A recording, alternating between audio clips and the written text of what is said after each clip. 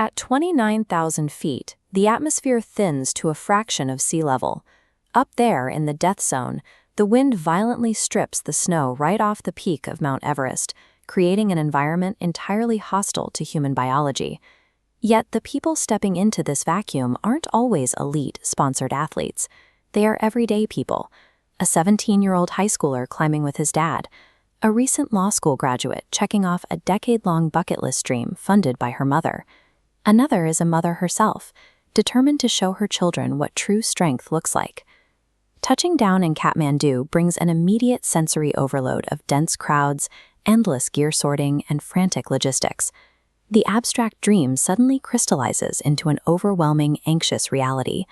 Success on these slopes depends on a tolerance for misery that outweighs any specific athletic pedigree. Before setting foot on the ice, guides meticulously shake down every climber's kit at the hotel.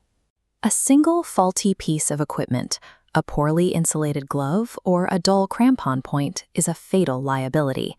But physical gear is only half the preparation. During the Puja ceremony, climbers gather around a massive shrine, throwing flowers and making offerings to ask the mountain gods for safe passage. From there, they move into base camp, a sprawling temporary city sitting at 5,300 meters, where teams eat, sleep, and try to acclimatize to the altitude. All of this, the rigorous gear checks, the spiritual blessings, the complex tent logistics, is strictly the admission ticket required just to enter the mountain's danger zone.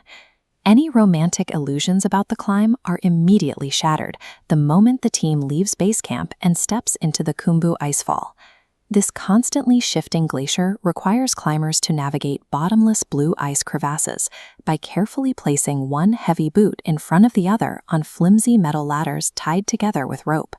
The ice here is highly unstable. Climbers are flanked by the constant thundering crack of falling ice blocks and the frequent deafening chop of helicopter rescues overhead.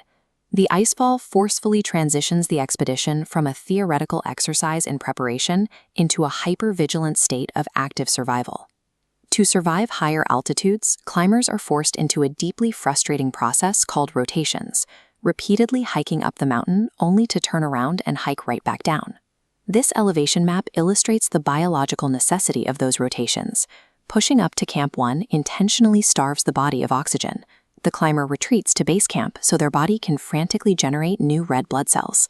They repeat this punishing loop, pushing even higher into whiteout conditions and freezing winds at Camp 2, before once again retreating all the way back down to recover.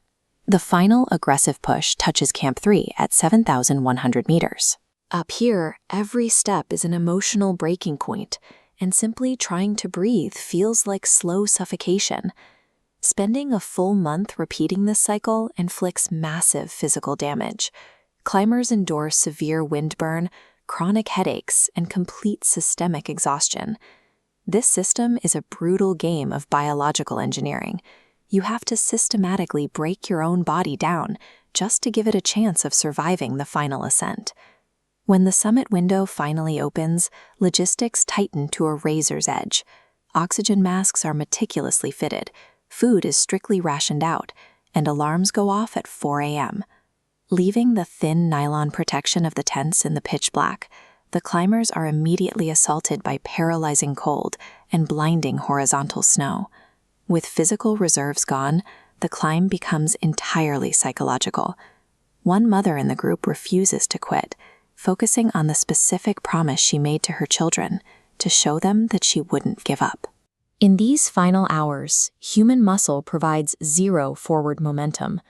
The climb is finished through the stubborn memory of those promises and the refusal to let them break. Hitting the summit triggers an immediate overload of complex emotions. It is a collision of sheer, bone-deep exhaustion and an immense wave of profound gratitude.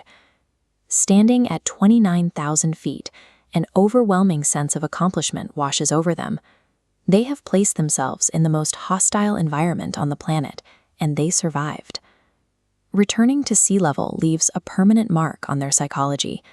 Once you pull oxygen from the death zone, the obstacles of daily life no longer carry the same weight.